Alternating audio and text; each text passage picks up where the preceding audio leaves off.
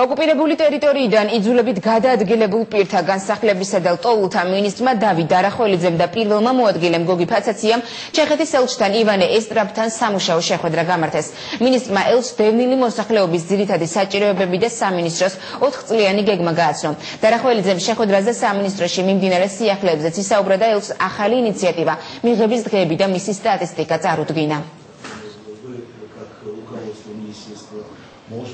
ჩვენ განვიხილეთ დღევანდელი ჩვენი პრობლემები, მან გაიზიარა ჩვენი მოსაზრებები და აგვიქვა დახმარება და თანამშრომლობა, ისევე როგორც ეს აქამდე ხორციელდებოდა ჩეხეთსა და საქართველოს რესპუბლიკას შორის. ეს შეხვედრა ჩემთვის იყო ძალიან მნიშვნელოვანი, რადგანაც მე პირადად მინისტრისგან გავიგე როგორია მდგომარეობა დევნილთა სფეროში. გავიგე როგორი ხერხებით წვეთს დევნილების პრობლემებს მინისტრი და გავეცანი სამინისტროს გეგმას. იმის შესახებ, რომ საბოლოოდ გადაიჭრეს დევნილი ქართველების პრობლემები.